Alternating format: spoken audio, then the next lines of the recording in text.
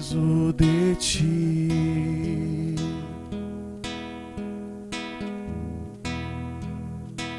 Conduz os meus passos,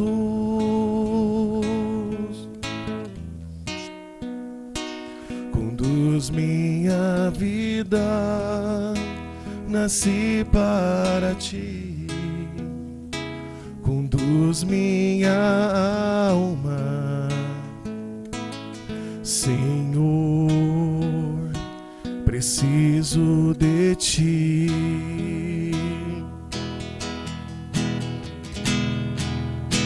E tudo que ofereço, minha vida em tuas mãos, meu Rei e Salvador, meu Senhor e meu Deus. Não posso mais viver sem tuas mãos a me tocar, penetrando o mais íntimo do meu coração. Não posso mais viver sem minha vida em tuas mãos, meu Rei e Salvador, meu Senhor e meu Deus. E tudo que eu era, eu hoje não sou mais. A minha vida é do Senhor.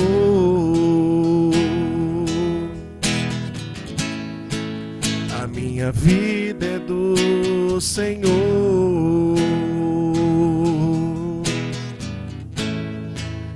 A minha vida é do Senhor.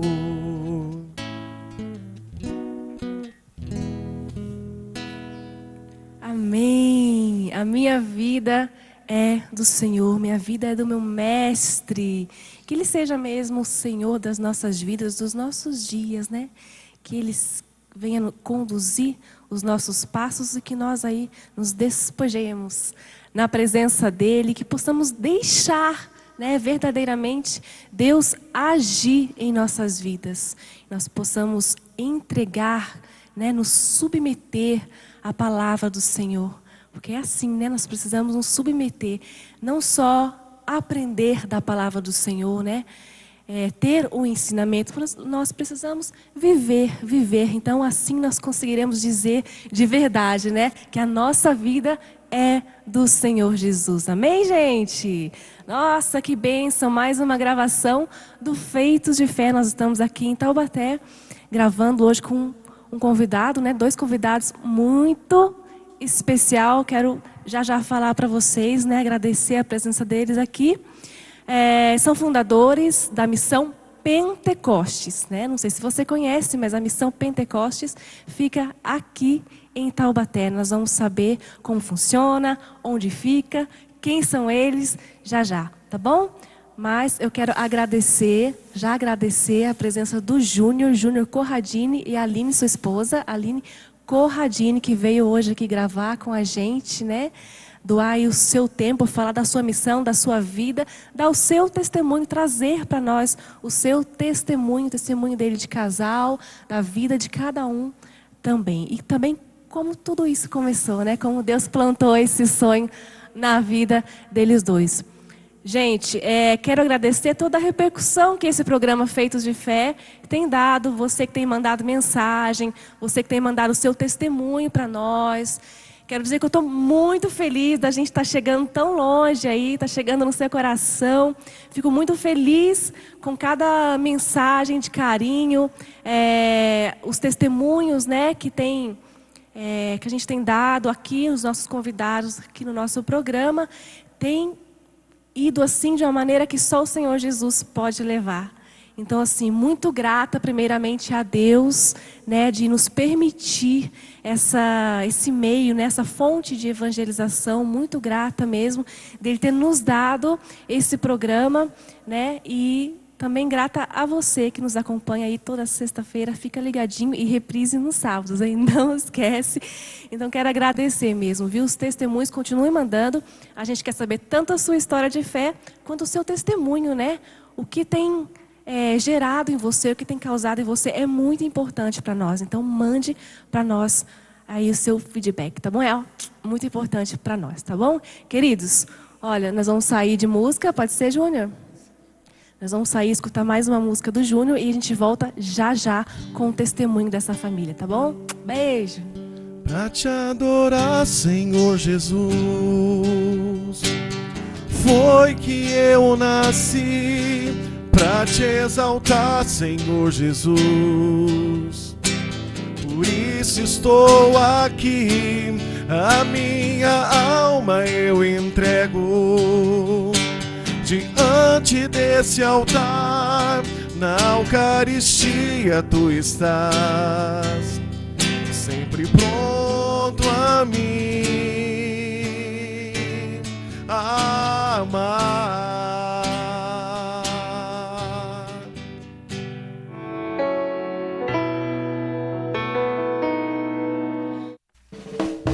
Rede Maria de Evangelização, Web Rádio e Web TV Maria Passa à Frente.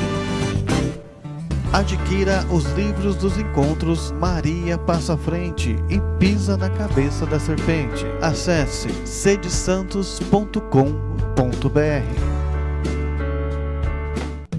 As Feridas da Sua Alma Têm Cura, o novo livro de Sebastião Ribeiro da Costa. Adquira já pelo WhatsApp 12982528878 ou acesse sedesantos.com.br. Chegou o novo modelo da camiseta Maria Passa à Frente e Pisa na Cabeça da Serpente. Adquira já a sua pelo site sedesantos.com.br.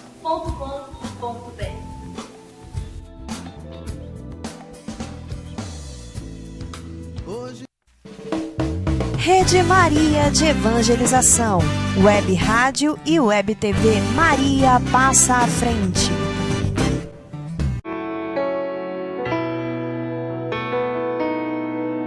E Júnior, você é daqui de Taubaté mesmo? Você nasceu aqui? Não, eu estou aqui há mais ou menos 3 anos e meio.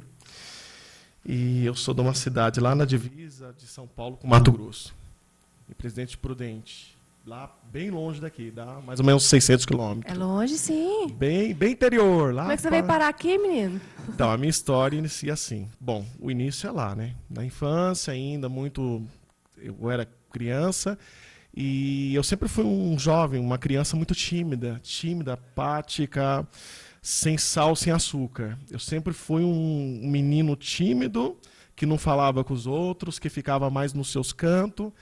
E eu fui crescendo assim. Eu era assim. Eu era tá? assim. Por incrível que pareça, vocês não vão acreditar, mas eu era assim, gente. Chegava gente em casa, minha mãe falava que eu me enfiava embaixo da cama. Eu era do mesmo jeito. Bicho do mato, eu não queria falar com ninguém, sabe? Tinha vergonha de tudo, mas passou. Então Graças eu a vivi Deus. isso durante muitos anos, assim, porque além de ser tímido, eu era gago, eu não falava nada. Tinha um trauma dentro de mim que vinha de infância, né? Desde muito tempo. E aí, assim, eu não tinha relação, assim, de falar, né? Em escola era aquele que ficava de canto, era aquele menino quietinho na dele. E quantas vezes, assim, em sala de aula, assim, amigos vinham e falavam comigo, sabe? Eu tinha até amigos, eu tinha um amigo ou outro, mas era bem selecionado. E eu sempre sentia dentro de mim um vazio muito grande. Ainda criança, eu sentia muito isso, né? Então eu fui crescendo com isso, né? Com esse vazio dentro de mim, uma criança muito tímida, aí eu não dizia nada, eu brincava assim, mas não era muito de falar, né? Era mais de ficar no meu canto. Você era criado assim pelos seus pais mesmo lá? Isso. A minha mãe... Tem mais irmãos? Eu tenho outros irmãos, eu tenho um monte de irmãos. Amém. Primeiro casamento, segundo, que a minha mãe era de um, né? Aí iniciou outro. E eu tenho vários irmãos, né? Então, assim, a gente, entre irmãos, assim, tinha uma relação boa, né? brigava, aquela coisa de irmão brigar, sair no soco, um joga uma coisa no outro, assim. Então, assim, era uma infância assim, uma infância que eu brincava, que eu tinha irmãos, né, escola. Mas, assim, eu era muito tímido, muito apático. E, assim, eu não era muito de me relacionar, né? E eu fui crescendo com isso aí. Essa timidez, esse medo. Eu tinha medo de tudo. Entendi. Mas nessa época, assim, você já foi se envolvendo com as drogas? Você acha que isso... Não. Em primeiro que eu odiava álcool, né? Eu odiava álcool, eu dizia assim, eu quero beber na minha vida. E quantas vezes em casa, assim, eu via o álcool, assim, ele destruía a minha casa, né? E então eu dizia assim, eu nunca quero beber, eu não vou beber, eu não quero saber disso. Mas só que, infelizmente, a gente nasce já envolvido nisso, né? A gente vê o pai bebendo, o tio lá bebendo, família bebendo, e a gente fala que não, eu não quero nunca usar isso, né? Eu odeio o álcool. Eu dizia isso. Eu com 10 anos dizia, nossa, eu tenho nojo de álcool. Mas, infelizmente, quando eu tinha mais ou menos 13 anos e meio, e aí eu comecei a beber. A beber cerveja, né? Eu comecei a beber cerveja, festinha de família, assim, eu ia lá escondido, eu pegava uma latinha lá, tal. 13 anos é a idade que você já inicia meio que, né, se envolver com outras pessoas. E por eu ser tímido, eu queria uma forma de usar algo que tirasse isso, né? Que tirasse essa timidez, tirasse, né, isso aí que eu sentia, timidez, medo dos outros, medo de tudo, medo de estar com outras pessoas. Aí eu comecei bebendo. Aí foi bebendo. Você queria ser uma outra pessoa, né? Eu queria ser um Júnior que não fosse aquele Júnior apático, né? Aquilo sem sal, sem açúcar. Mas aí com 13 anos e meio eu iniciei no álcool, né? Eu comecei bebendo, aí senti aquele negócio diferente, né? Bebi, enchi a cara, depois eu vomitei tudo, passei mal. Nossa Senhora, eu falei, ai, que negócio horrível, né? Só que nisso iniciou junto o cigarro. Aí com 14 anos eu já bebia e fumava. Imagina um jovem, 14 anos, que bebe e fuma, né? E a minha mãe olhava aquilo, aí eu escondia dela, mas infelizmente ela dizia, não, isso é errado, tal. Mas ela ia dizendo assim, mas eu não via muito, não. Eu dizia assim, a vida é minha, eu faço aquilo que eu acho que é certo. E os seus irmãos? Meus irmãos, eles bebiam também. O mais novo, ele bebia também, os outros mais velhos bebiam, né? Então, assim, a gente era algo que rotineiro isso, né? O pessoal todo que bebia. Então, assim, eu fui criado nisso. Então, eu fui achando que aquilo ali era legal, tal. Quando foi com 15 anos, mais ou menos, aí eu numa festa, o pessoal disse assim, ó, tem algo diferente aqui. Não é álcool, não é cigarro, é o pó. Aí eu falei, não sei se eu uso isso, eu não uso. Fui e usei. E quando eu cheirei aquilo ali, me deu uma adrenalina, me deu algo assim diferente, sabe? Um sentimento assim. Aí aquele medo saiu. Aquele medo que sentia, aquele sentimento de vazio que eu tinha em mim, aquele algo assim de se achar menos que os outros. Aí eu me achei o cara, né? Aí fiquei ligadão, efeito de droga, efeito de álcool. Aí comecei a fumar bastante, beber bastante, cheirar bastante. E aí nisso aí eu achei assim, eu achei a fórmula certa que vai tirar esse medo meu, né? E comecei usando. E aí, em festa, usava, saía, usava. E aí foi usando. Não, assim, o dia inteiro, né? Era mais de final de semana. Mas tinha aquilo em mente. A hora que eu quiser, eu paro. A hora que eu quiser, eu largo.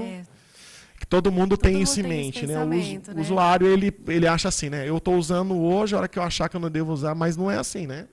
Quanto mais você vai usando, mais você vai se afundando. Você se sente dependente daquilo que está ficando, né? Escravo, né? Escravo mesmo. E ainda mais que aquilo vai ocupando um lugar que não é, que é de Deus, né? E a gente não sabe quem é Deus. Com 15 anos eu nem imaginava. Então sua família não era religiosa? Então, a minha mãe não era de igreja, assim, eu não tinha um convívio cristão, nenhum, eu não ouvia nada, sabe, sobre Deus, Trindade, Espírito Santo, nunca, imagina. Primeira comunhão? Nada, era um pagão do pagão mesmo. Né? Em estádio, torcida organizada, Gaviões da Fiel, então entrei para a organizada, a gente tinha estádio, né? aí tinha aquele momento em que havia o confronto.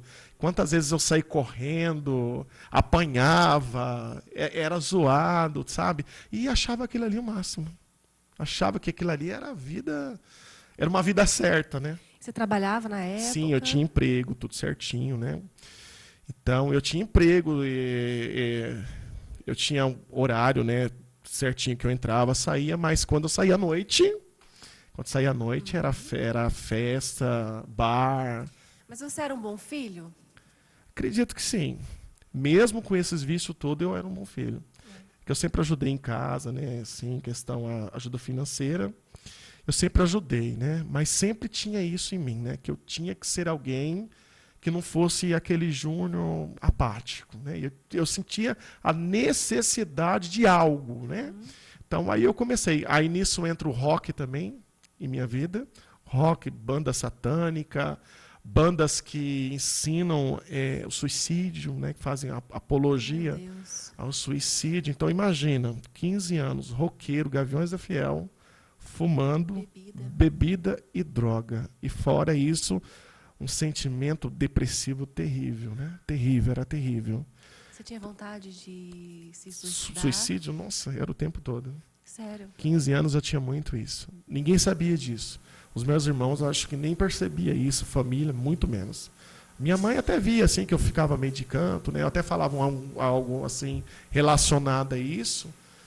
Mas era assim, era 24 horas, uma vontade de se matar, uma vontade de morrer, uma vontade de não existir, uma vontade de se esconder em algum lugar. E você acha que eram as drogas que traziam isso para você? Não. A droga era ao menos era uma desculpa, né? Uhum. O usuário, ele usa droga por quê? Porque algo que leva ele a usar droga, né? Ninguém usa droga se não tiver algo que o leva a isso, né? E o meu era esse vazio. Era esse vazio que eu tinha em mim, era algo que eu sentia assim. Eu me sentia menos que todo mundo. Imagina eu falando em público, eu não falava nada, assim, sabe? Eu me sentia assim, totalmente oprimido. Uhum. Sabe, era um medo, eu não sei explicar. Eu me sentia alguém que estava ali com os outros, se sentia menos que todo mundo. Você queria uma mudança, né? Você não sabia onde que estava. E eu procurei no álcool e na droga essa mudança radical, né? Lógico que quando eu estava sob efeito de droga, aí eu ficava mais assim, sabe? Eu era mais valente, né? Eu tinha aquela audácia, coragem, né? Ousado, né? Ousado, nossa senhora. Ficava ousado, mas era 15 minutos de efeito. Eram 15 minutos. Após 15 minutos, o efeito ia embora, aí entrava o vazio de novo, 3 vezes, 10 vezes pior, né? Eu me sentia pior. Você chegou a tentar o suicídio assim mesmo, de fato? Uma vez foi mais ou menos quando eu tinha 16 para 17 anos, eu usei tanto, eu cheirei tanto que a minha língua enrolou. E eu estava com uns amigos assim, né? E a gente usando e cheirando. Aí quando eu olhei assim, começou tudo a rodar, a língua começou a enrolar. Aí foi faltando um ar e aqui inchando tudo. Aí um amigo meu, ele olhou aquilo ali, ele falou: Jesus, ajuda nós. Foi a primeira vez que eu ouvi falar o nome de Jesus, assim, né? Eu não ouvia falar Jesus, eu via que tinha gente que era cristão, mas eu nem aí, né? E ele começou dizendo assim, ó, ajuda nós, Jesus, Jesus. Aí ele caiu de joelho no chão, que ele viu que eu estava assim, ficando branco, pálido, amarelo. A hora que ele viu que o negócio estava sério mesmo, ele disse: Jesus, se o senhor salvar ele, não deixe ele morrer. Eu vou em alguma igreja, tá, não sei o quê. Júnior, só... Ele dizia assim, a gente vai em alguma igreja. Irmão, você vai sair dessa, tal, não sei o quê, né? E eu lá passando mal, né? E sentindo falta de ar, né? Sentindo assim uma sensação de infarto, uma dor. Mas você não sabia que ia ter esses sintomas? Você queria... Isso. Não, aí não, né? Aí eu fui usando, aí quando eu vi, já estava morrendo, já estava indo embora mesmo. Eu ia embora. Nossa, se continuasse do jeito que estava, assim, porque eu não tinha como respirar, a língua enrolou assim. Aí eles começaram a gritar: Jesus, se o senhor salvar ele, a gente vai ser cristão.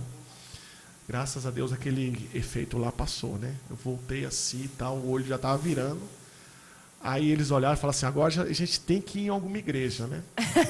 Só que eles eram evangélicos. Eu disse: eu não vou à igreja evangélica, não, eu vou ser católico. Aí eu até fui. Eu fui até a Santa Missa, cheguei lá, participei, não entendi nada, dormi o tempo todo. Mas você foi e agradeceu, sim? Eu nem sei o que eu fui fazer lá, pra falar a verdade. Obrigada por não ter morrido, eu tô aqui. Sério, a gente tem que ir lá, tem que ir numa igreja agradecer. Aí, como eles eram evangélicos, eu disse, eu não vou nessa igreja não, tal, não sei o quê, eu vou ser católico, que lá pode tudo, né? Imaginava eu, né?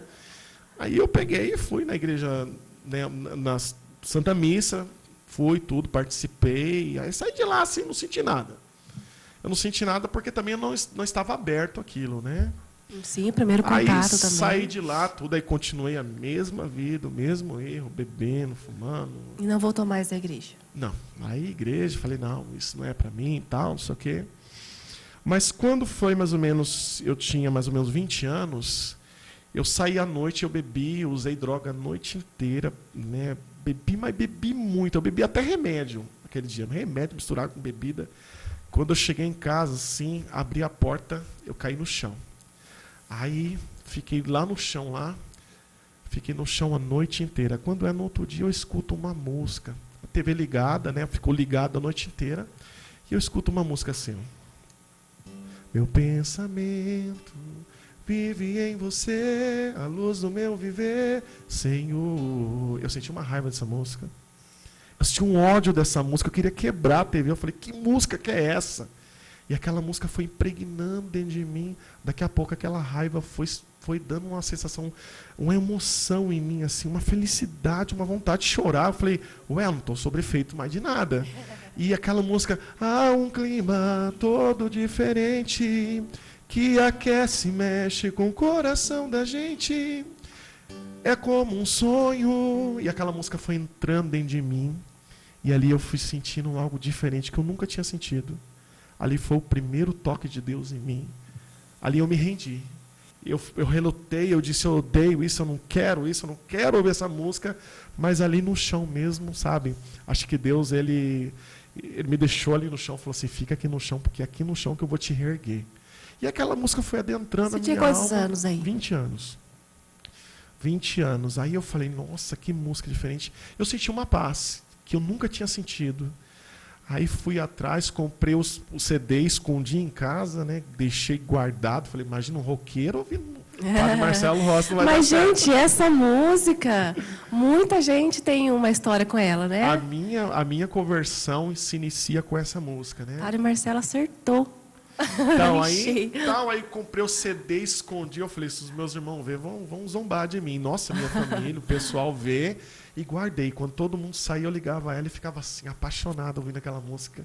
E ali eu chorava, ali eu caía de joelho no chão, ali eu dizia, Deus, se o Senhor existe, né, se revela a mim, né? Eu não sei, eu não aguento mais isso, né? E fui ali, mas mesmo assim, continuei bebendo, de vez em quando usando droga. Só que chegou um estágio assim, que eu ia para as festas e eu sentava e eu comecei a ouvir uma voz dizer assim para mim, aqui não é o seu lugar. E eu achei que eu estava ficando doido. Eu comecei a ouvir uma voz, eu ia beber, eu me isolava, aí os amigos falavam assim, putz, ele já está em deprê de novo, ó, tá lá de canto, meu, o que é isso, tal, vamos beber, tal. Só que um pouco antes, eu toco violão, né? Aí tem uns amigos que montaram um bar de rock. Aí eles disseram assim, eu não tenho dinheiro, mas aí você toca a noite inteira, aí a gente serve uma cerveja, serve uma droga, tal. Então eu tocava à custa de droga e álcool.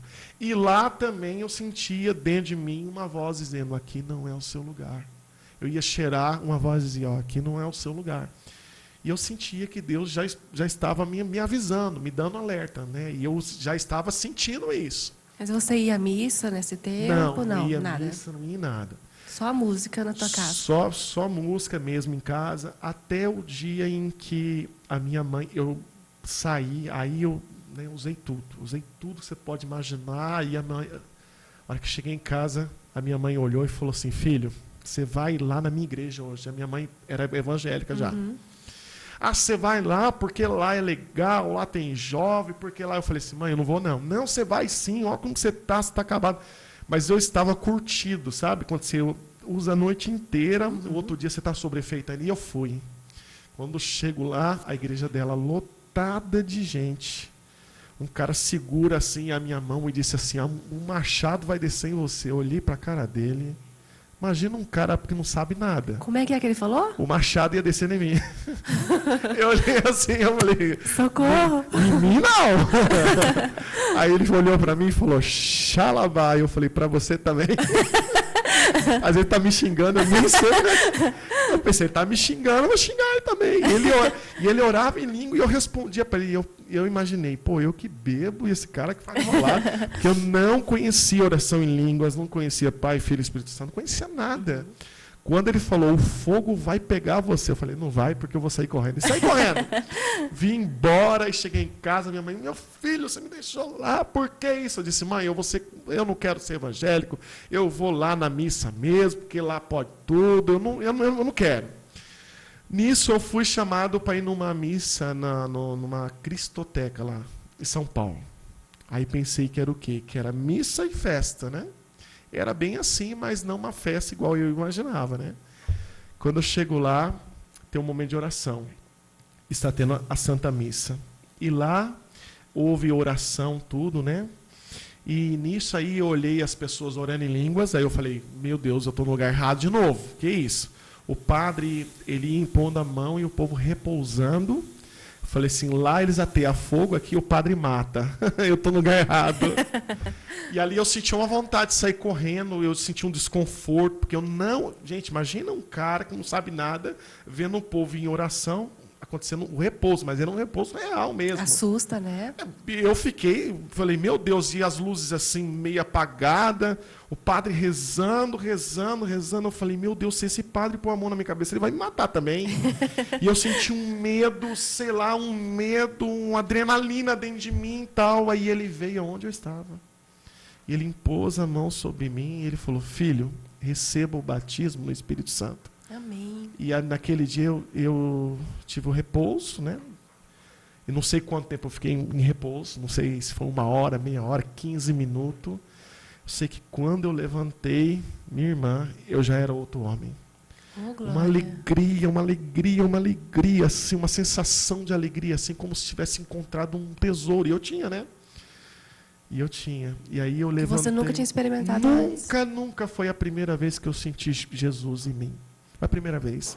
Quando eu levantei, eu disse, eu não quero mais álcool, não quero mais droga, não quero mais organizada, não quero mais... Já levantou decidido dali, então, né? Decidido. O efeito da droga passou e ficou o efeito do Espírito Santo que está até hoje, graças a Deus. Oh, bênção. E a Aline ainda não tinha chegado na vida. Não, eu ainda não. Eu vim depois de um tempinho. Você não morava lá na cidade dele?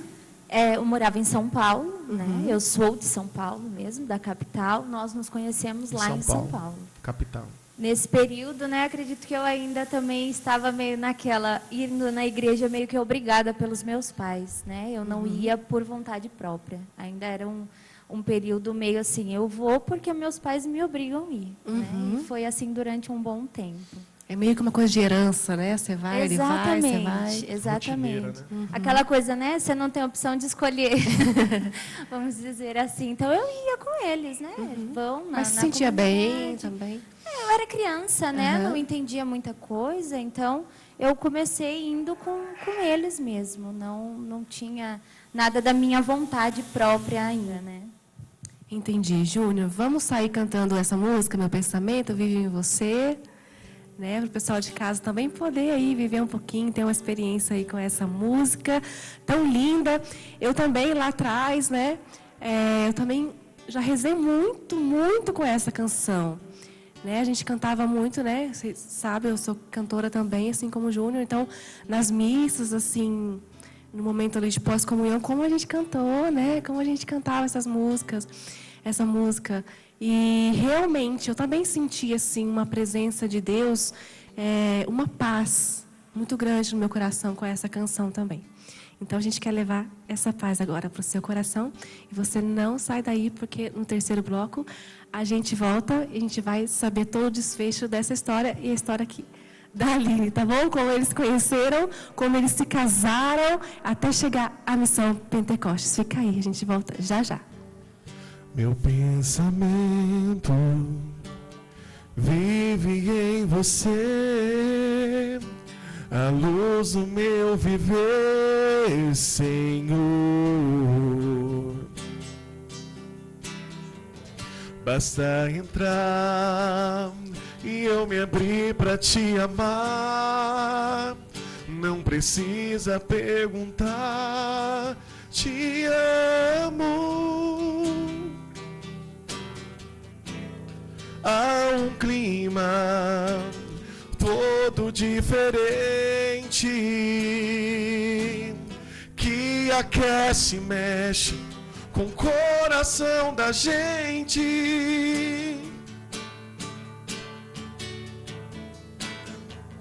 É como um sonho, é como um sonho. Eu me dou por inteiro, teu é o meu coração.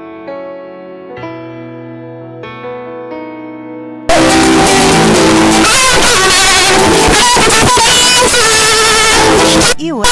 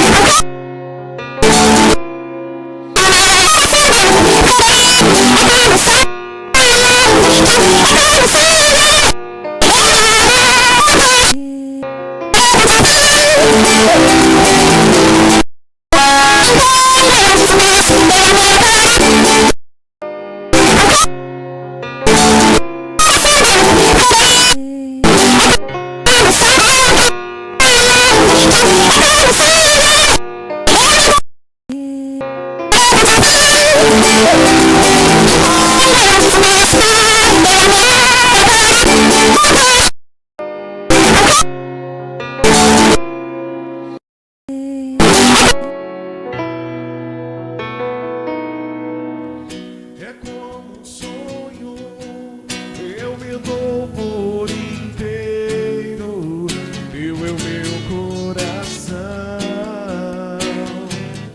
E ao teu lado, eu sempre sigo, já não há mais talvez, basta querer pra te ver outra vez. Amém, estamos de volta, recebendo aqui no nosso programa Feito de Fé de hoje, o nosso querido Júnior Corradini e sua esposa, Aline Corradini, que aliás nós vamos para ela agora, hein, gente? Ela está toda quietinha aqui desde o começo do programa, mas agora ela vai falar com a gente, contar um pouquinho aí da sua parte aí, desse testemunho aí. Aline, querida, nós queremos saber como foi essa sua entrada na vida do Júnior, né? Vocês moravam na mesma cidade, como vocês se conheceram? Você já frequentava a igreja, né? Você disse que já ia com seus pais, mas era algo meio que automático, não era uma experiência, né? Não era uma experiência com Deus que você estava vivendo ali, já não era uma vida assim de missão, né? Isso, exatamente. E o período, né, quando eu conheci ele, foi na comunidade. Na verdade, quem conheceu primeiro foram os meus pais, né? E eu sempre ouvi ele chegar em casa comentando, o Júnior e tal. Mas era só de ouvido mesmo. Ah, então ele estava na mesma igreja dos Na seus mesma pais. igreja que os meus pais, né? Eles pegaram uma amizade entre eles e às vezes eles iam para coisas que eu não participava, né? Que eu não ia. E aí em casa era o comentário, né? Porque o Júnior falou, o Júnior, eu ficava, quem será que é esse Júnior, né? Eu mal imaginava, né? Mal sabia quem seria, né, o Júnior. E aí eu conheci ele, eu me lembro que a primeira vez que eu vi o Júnior foi no meu aniversário. E depois disso, aí a gente pegou uma amizade, né? Foi uma amizade gostosa, assim, no sentido espiritual. Ele me ajudou muito nesse sentido, porque como eu disse, né? Como eu ia com os meus pais para a igreja, geralmente o jovem ele não escuta os pais, né? Sim. Principalmente quando eles que levam para a igreja, né? Chega uma fase que o jovem fica surdo para os pais. E ele foi uma pessoa que ele começou, olha, você já rezou hoje? Você sabe rezar o rosário, né? Eu até de vez em nunca eu rezava o terço com os meus pais, mas aí ele chegou ao ponto de fazer eu decorar todos os mistérios do rosário, dos 4 terços. Então, gente, já estava firme, ele já estava sabendo de tudo. E ele me perguntava todos os dias, olha, e aí, você já rezou o seu terço hoje? Você já leu a Bíblia hoje? Ele me cobrava, né? E era uma cobrança, assim, para mim foi muito boa, né? Ele pegava no pé mesmo, né? Assim, não rezou hoje. Só que era só uma amizade da minha parte, né? Era só uma amizade mesmo. Aí o meu pai que começou, olha, o Júnior gosta da Aline. Eu, não tem nada a ver. Olha o pai aí, gente, atravessou. O meu pai que começou, não, o Júnior gosta da Aline. Até minha mãe falava, será? Eu acho que não. Gosta, lá ele não tira o olho dela. E aquilo, né, meio que ficou aquela situação. Eu, não, acho que é só amizade mesmo. Mas né? você não namorava na época? Eu namorava. Eu tinha um namorado, né, totalmente fora da igreja, né? Até ia de vez em quando, mas não era um namoro saudável. Não era né? o plano de Deus para sua vida. Não era o plano de Deus para minha vida, com toda certeza. Até o dia que eu participei de um retiro, né? Um encontro. E neste encontro, um intercessor, que inclusive era daqui de próximo, né? De São José dos Campos, ele estava em missão lá em São Paulo. E aí ele veio até mim, né? E aquele rapaz, ele começou a falar da minha vida todinha. Só que no começo ele começou a falar coisas que eu pensei, né? Eu falei, não, minha mãe com certeza falou com ele antes, né? E depois ele começou a falar coisas que só eu sabia. Eu falava, tá estranho, né? E agora? Como é que pode uma coisa dessa? E aí ele começou a falar coisas assim que não tinha possibilidade de ninguém ter contado para ele. E aí aquilo mexeu muito comigo, né? Aquilo me deixou bem balançada. E foi diante do Santíssimo ali, ele rezando por mim, até que chegou o momento que ele disse para mim, ele falou, olha, esse namoro que você tem hoje não é de Deus para sua vida. Larga esse namorado, né? Deus não quer essa pessoa na sua vida. Gente, mas para uma pessoa chegar e falar assim para outra, é muito Espírito Santo mesmo, né? Muito, Tem que dar muito certo de larga essa pessoa. Imagino que seu namorado ainda nem soube disso, né? Porque senão ele ia ficar bravo com esse morro. Depois ele acabou ficando sabendo, mas realmente ele não gostou muito, não. Mas assim, ele estava com muita autoridade espiritual, aquele rapaz. E foi um anjo mesmo, né? Que Deus usou ali naquele dia, né? Graças a Deus que você confiou, né? Sim, no começo eu fiquei meio brava com ele, porque eu falava, não, quem é você? Eu cheguei a falar isso para ele, Olha. Quem é você para falar para me largar meu namorado, né? Não tem nada a ver.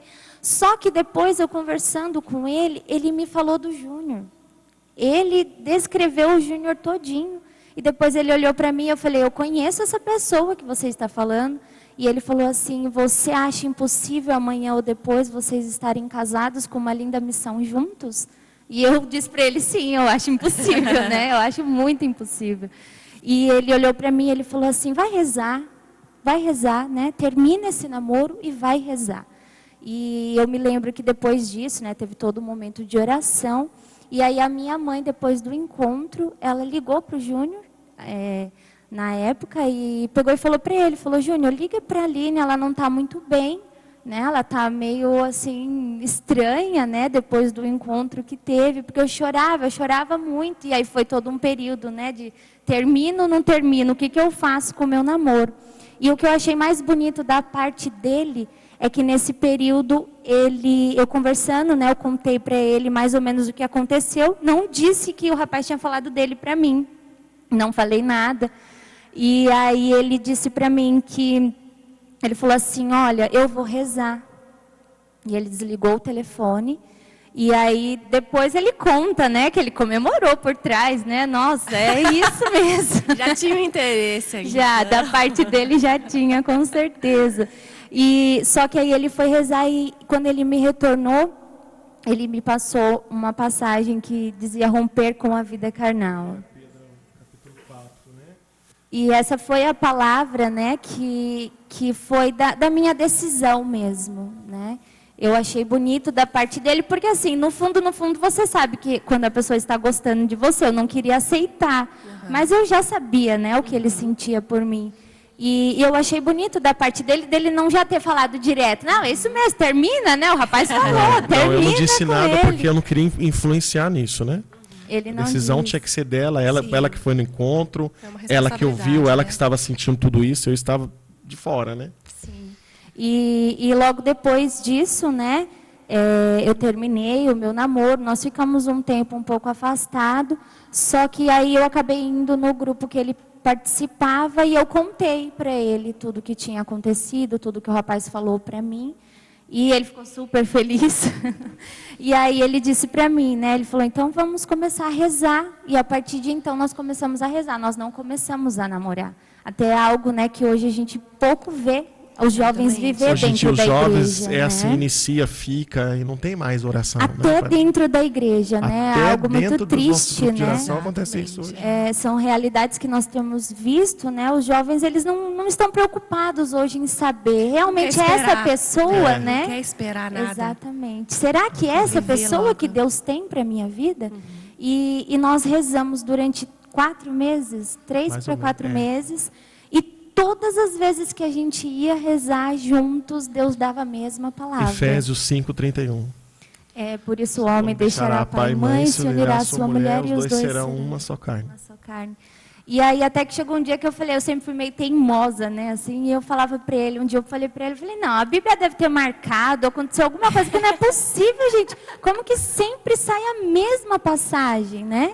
E aí eu peguei uma outra Bíblia, eu me lembro até que foi numa capela, tinha uma Bíblia muito grande na capela, e aí eu abri a Bíblia e saiu no comecinho da Bíblia, eu falei, com certeza não é a mesma passagem, mas saiu em Gênesis, a mesma passagem. Por isso, E aí, né? e aí eu olhei para ele e falei, não, realmente é Deus que está falando, né? E aí nós começamos a namorar, ele Discernimento, né? foi na minha Discernimento. casa, né? Ele foi até a minha casa, ele pediu para os meus pais, né? E algo bonito também que aconteceu, que eu me lembro que o meu pai, ele mandou a gente se ajoelhar na sala, ele colocou as mãos nas nossas cabeças, ele rezou por nós Que antes, lindo, que né? bênção. Da gente começar a namorar ali naquele pedido, né? Deixa ou não deixa. E na hora que ele disse o sim dele, né? Que o meu pai falou, eu permito vocês namorar. Ele pediu que a gente se ajoelhasse, né? Os Sim, dois juntos, sim, ele iniciasse. rezou por nós. E aí começou, né? O namoro, né? Cristão, né? Nas lutas nossa, né? Do dia a dia de se viver, né? O propósito da castidade, de estar juntos, né? Dentro da igreja. E aí foram 3 anos e 9 meses. Ao todo, né? Entre noivado, Entre noivado casamento. e namoro. Nós casamos com 3 anos e 9 meses. meses. Um pouco antes da gente casar, aí foi o chamado, né? Ele sentiu. Nós estávamos em num retiro que nós promovíamos lá em São Paulo, chamado Incendeia, Senhor, a Tua Igreja. E ele foi rezar na capela, nós estávamos noivo. E aí ele disse para mim depois, né, ele veio me contar que o Senhor havia falado para ele o nome da comunidade, Comunidade Missão Pentecostes, e também disse que um dia nós viveríamos, né, da missão, né, nós seríamos missionários, que é o que a gente vive hoje. Mas 9 na anos. época, 9 eu disse anos. para ele, eu falei, não, que 9 anos. loucura. 9 anos já que nós estamos assim, né, amor? Sim, fazem 9 anos. Mas na época eu disse, não, isso não existe, não. Ainda falei para ele, eu falei, nós estamos noivos ainda, dá tempo. Dá tempo, né? Vai procurar alguém que queira viver essa loucura com você, porque eu não quero. E ele falou, não, imagina, esquece, né? Isso é coisa da minha cabeça, deve ter sido coisa da minha cabeça na época.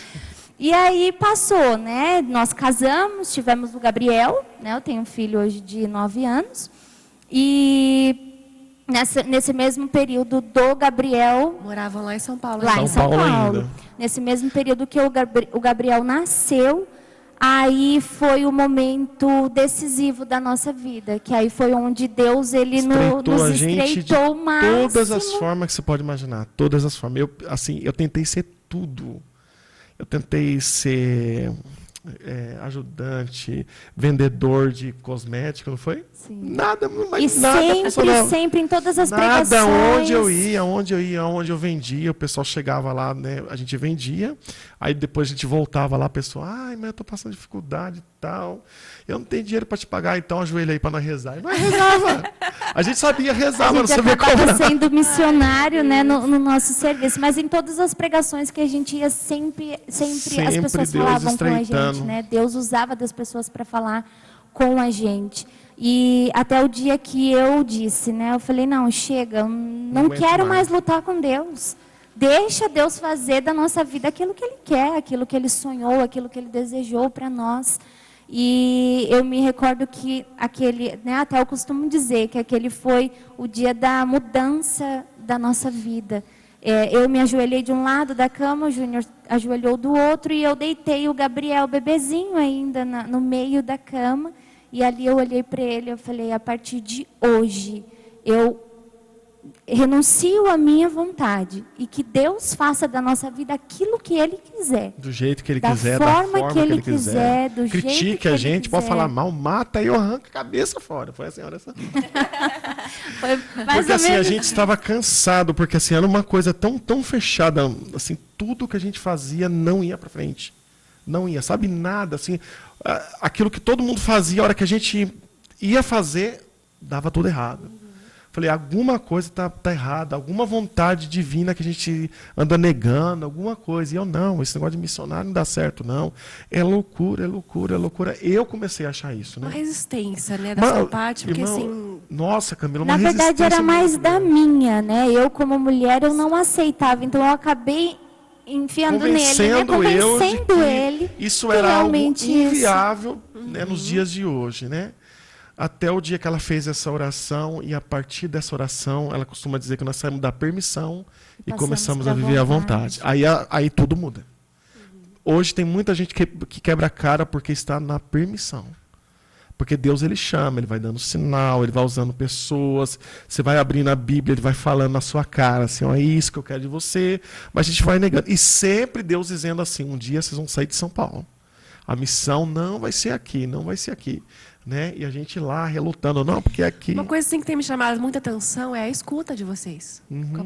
com Deus, né? Com a vontade de Deus, assim. Eu não sei se você de casa te veio muito isso também, mas a escuta muito grande, assim, de Sim, vocês, sim. da oração, né? Muito forte, mas também, assim,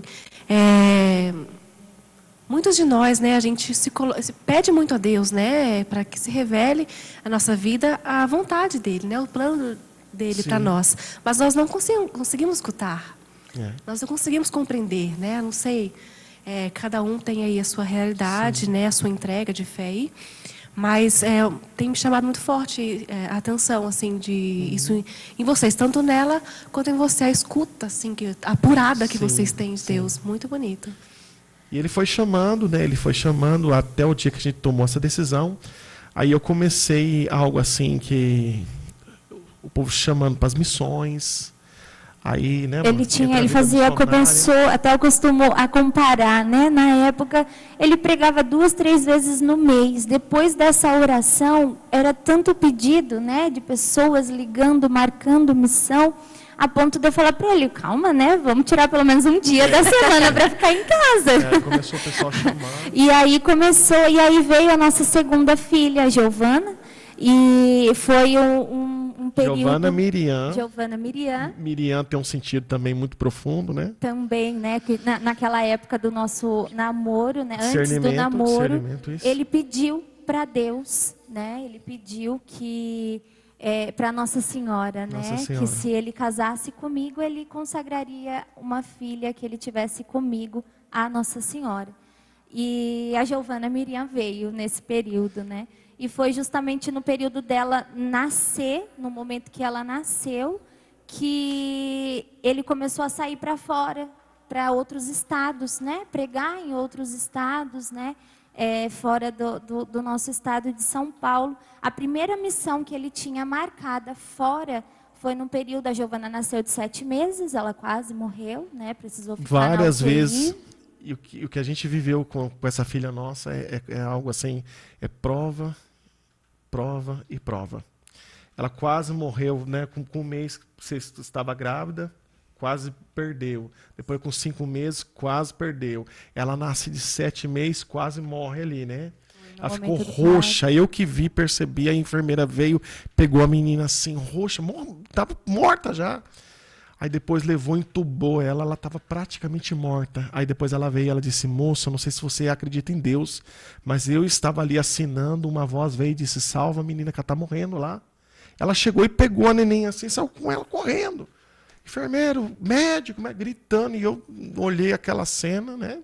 e não entendi nada. Ali a gente sentiu que essa menina ela veio para selar a vontade divina. Que ela ficou roxa, ela perdeu todo o sentido, ela ficou escura. A menina branquinha ficou escura, né? Você achou que tivesse perdido ela? Eu achei que sim. A gente imaginou, foi um período assim muita aprovação na Provação, nossa vida, principalmente com a Giovana Miriam. Miriam é o nome de Nossa Senhora, Maria, né? Em hebraico.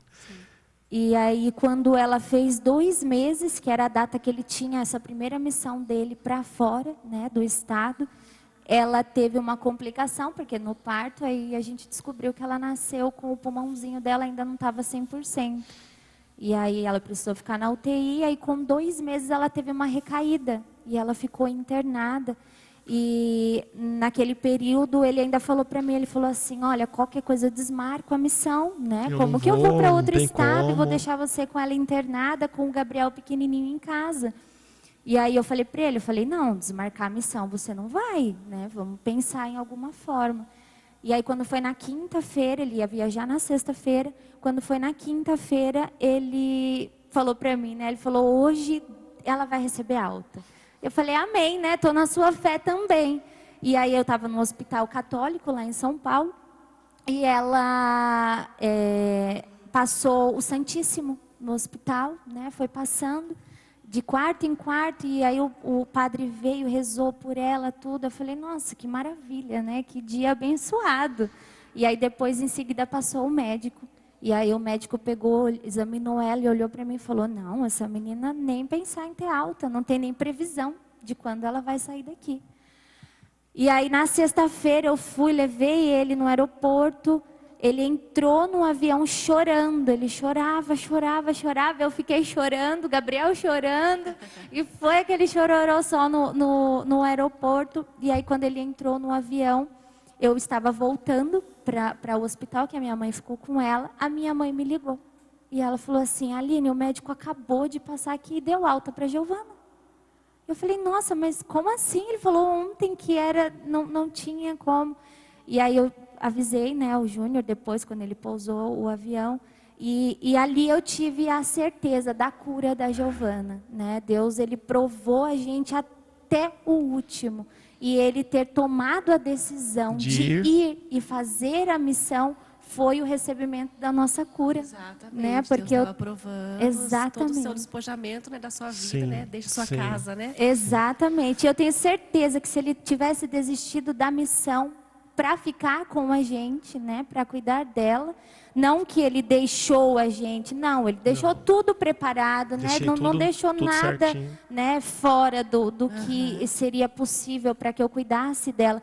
Mas ele ter esse ato de fé, de ir para a missão fora, né, ficar 10 dias longe da gente, Meu Deus. ali 10 a dias Giovana, fora. ela recebeu a cura, tanto que hoje a Giovana, essa semana ela completa 7 aninhos de vida e nunca mais a Giovana teve Nunca mais problema ela teve respiratório. nada. Nunca mais. Amém. Mas nessa época, assim, nessa fase, assim, teve alguém que falou para vocês, assim, tipo, loucura aí, tem que ficar com a sua família? Teve, não. Até lá também, né? Teve pessoas que falou, você poderia ter desmarcado, né? desmarcava, Não teria tal, né? problema. Mas sim, ela, sempre assim, tem. ela contando assim, mas o que fez eu ir mesmo não foi eu mesmo, assim. Eu disse, eu vou. Ela que olhou para mim e falou, você não vai cancelar. Tipo assim, eu olhei ela. Se ela olha para mim e fala, você fica, eu ia ficar. Eu não ia para missão. Eu ia ligar, desmarcar, falar assim, a minha filha tá assim, eu não tenho como ir. E seria mais do que uma desculpa, né? Qualquer lugar Bem, iria hoje aceitar, em dia, né? Uma hoje em desculpa dia dessa, você com pode arrumar certeza. N desculpa. Você tem um monte.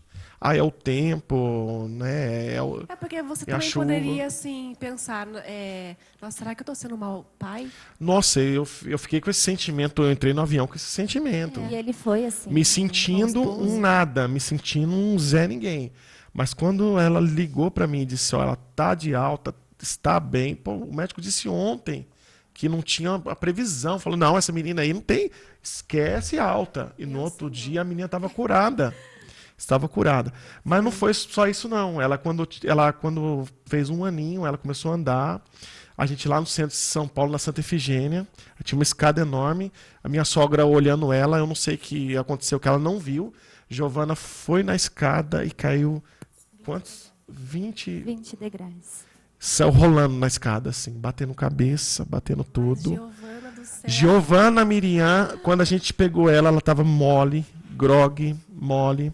Imagina eu no centro de São Paulo, cruzando o farol vermelho, com a menina morrendo. Quando eu chego no hospital, lá de São Paulo, lá no centro de São Paulo, lotado de gente nas macas, ela entra com a Giovana, aí eu tô lá esperando, aí sai uma moça, né? Uma moça saiu e disse assim, nossa mãe, eu não aguentei ver, tem uma menininha que caiu da escada, ela tá entrando em óbito. Eu falei, o que é? A menininha que caiu da escada? Eu falei, moço, tem uma menininha lá que ela tá morrendo. Era minha filha. Era minha filha. De novo, a minha filha entrando em óbito, né? Quando olhei, aí eu entrei, o médico disse, sai, você não pode ficar. Aí disse assim para ela, você não vai ficar. Ela falou, quero ver quem me tira daqui. Não vou sair. E ficou lá, né? Eles cortaram a roupa dela, 9 médicos em cima, cruzado com ela, quando eles vão para o choque, dizendo assim, a gente não tem mais o que fazer. Ela virou o olho, né? E aquela cena, imagina aquele hospital lotado, aquele povo olhando, aquela criancinha passando, e eu vendo aquilo ali, falando, nossa, é minha filha. Minha filha. Eu fiquei em desespero. Mas antes a gente começou a rezar ali, eu comecei a gritar, Nossa Senhora, ela é tua. Mãe, ela é tua, ela é uma consagrada sua. Se é a hora, leva, mas se não é a hora, me dá ela de volta. A missão dela é grande. Comecei a orar. Aí tinha um povo lá que era de outras igrejas, né? E vieram com lencinho para mim. Eu falei, não quero lenço, não, eu quero Nossa Senhora, né? Trouxeram lenço, trouxeram um monte de coisa lá. E eu disse, e a gente no hospital, imagina o hospital lotado, 18 horas, aquele hospital lotado de gente. Daqui a pouco a gente escutou o grito dela lá, mamãe! Aí a menina foi ressuscitada. Estava morta e voltou à vida. Oh, meu Deus do céu. Giovana, faz com a gente não. Chega já, né, Giovana? Chega já. Ainda tem mais um dela. Mas... Ai, meu Deus do céu. A gente devia ter trazido Giovana aqui. É da próxima vez. Mas aí vieram para Taubaté, quando ainda demorou? Só para a gente concluir a história? Não, foi logo. Um dia, você tem um sonho, né? Resume o sonho.